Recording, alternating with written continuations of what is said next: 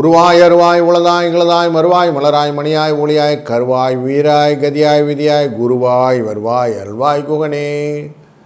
Sri Kuberan TV நேயர்களுக்கு இனிய வணக்கங்கள். வணக்கம் கன்னி ராசி அன்பர்களே.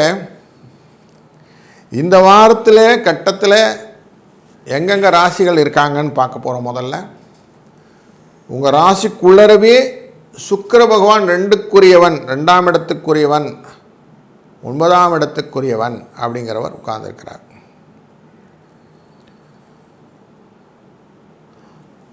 இந்த சுக்கிரனுக்கு அடுத்தது வீட்டில் இருக்கக்கூடியது துலா ராசிக்குள்ளர சூரியன், செவ்வாய், புதன் இவர்கள் இருக்க போகிறார்கள். இதில் புதன் மட்டும் 25ஆம் தேதி விருச்சிக ராசிக்குள்ளே போயிட போகிறார். குடும்ப தன வாக்குஸ்தானத்துக்குள்ளர இவங்க உட்கார்ந்தால் என்ன ஆகும் அப்படின்னால், சுக்கிரன் உங்கள் ராசிக்குள்ளே இருந்தால் பணத்தை பற்றின எண்ண ஓட்டங்களை எல்லாம் கொண்டு வந்துடுவார், கவலையப்பட வேண்டாம். 2ஆம் இடத்துல சூரியன் உட்கார்ந்தா குடும்பத்திலே என்னென்ன நடக்குமோன்னு ஒரு மனக்கவலை, வேண்டாத மனக்கவலை, மருத்துவ செலவுகள் கொடுப்பாங்க. 3ஆம் இடத்திலே புதன் போய் உட்காரும்போது புத்தி தடுமாற்றம், உங்கள் ராசிநாதன் புத்தி தடுமாற்றத்தை கொடுப்பார். உங்கள் ராசியின் 6ஆம் இடத்திலே அமரக்கூடிய ராகு பண வரவை ஏற்படுத்துகிறார். அதனால் நல்லதொரு துர்க்கை வழிபாடு உங்களுக்கு நல்லதொரு பலனை மாற்றி கொடுக்கிறது. அதனால் எப்பவுமே துர்காதேவி சரணம் அப்படின்னு மனசில் கொள்ளுங்கள். 7ஆம் இடத்திலே கலத்திரஸ்தானத்திலே அமர்ந்து கொண்டிருக்கக்கூடிய சனி பகவான் வக்கரத்தில் இருப்பதனாலே தேவையற்ற பிரச்சனைகள் வீட்டிலே இருக்கிறது, தொடர்ந்து கொண்டிருக்கிறது. குரு பகவான் லாபஸ்தானத்தில் அமர்ந்ததுனாலே பொன் வஸ்திர சேர்க்கைகள், ஆபரணங்கள் சேர்க்கைகள் எல்லாம் உண்டு. வீட்டிலே சுப நிகழ்ச்சிகளுக்கான வாய்ப்புகளும் உண்டாகிறது.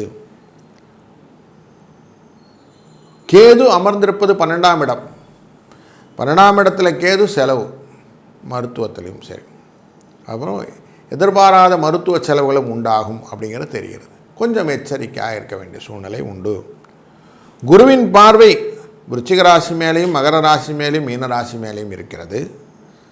உங்கள் ராசியினுடைய 3ஆம் இடம் பார்க்கப்படுகிறது, 5ஆம் இடம் பார்க்கப்படுகிறது.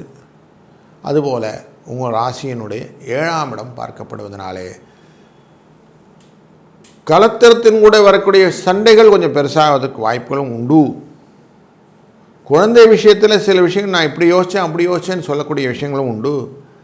தாயாரின் உடல்நிலையிலே சில பாதிப்புகளும் உண்டாகும். இப்படி நிறைய குழப்பங்கள் இருந்தனால குடும்பத்திலே இருக்கக்கூடிய எண்ண ஓட்டங்கள் அதிகரிக்கக்கூடிய ஒரு சூழ்நிலையை இந்த வாரம் ஏற்படுத்தும். ஆனாலும் இந்த ராகுவின் லக்ஷ்மி கடாட்சத்தன்மையானது தேவைகளை நிறைவேற்றும்.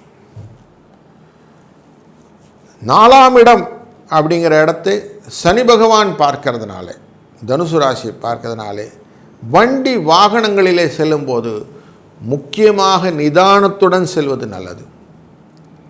அதுபோல் வழக்கிலே சாதகமான தீர்ப்புகள் வருவதற்கான திருப்பங்களை எதிர்பார்க்கலாம். வியாபாரத்தில் இருக்கும் வியாபார அன்பர்கள் குரு லாபஸ்தானத்திலே அமர்வதனாலே வெற்றியை நோக்கிய பயணத்தை நீங்கள் எதிர்கொள்ளலாம். புதிய மாற்றங்கள், இடமாற்றங்கள் உங்களுக்கு லாபத்தை பெற்றுத்தருவதாகவும் அதன் மூலியமாக வியாபாரத்திலே ஒரு வளர்ச்சியும் நீங்கள் கண்கூடாக காணக்கூடிய சூழ்நிலை உண்டு. ஏன்னா குரு பார்க்கக்கூடியது உங்களுடைய முயற்சி ஸ்தானத்தை பார்க்க போகிறார். அதனால் எதையுமே யோசித்து முயற்சி செய்து அதுக்கான எக்ஸிக்யூஷன் செய்யும்போது உங்களுக்கான பெனிஃபிட்டை நீங்கள் ரீப்போர்ட் பண்ணுவீங்க அப்படின்னு தெரிகிறது. 1, 9 இது அதிர்ஷ்ட எண்ணாய் பயன்படுத்துவதும், அவசியம் அமாவாசை தர்ப்பணம் செய்து காளி தேவியை வணங்கி நீங்கள் செய்யக்கூடிய காரியங்கள் வெற்றியின் இலக்கை அடையலாம். கஷ்டங்கள் நிவர்த்தியாகும். வாழ்க வளத்துடன்.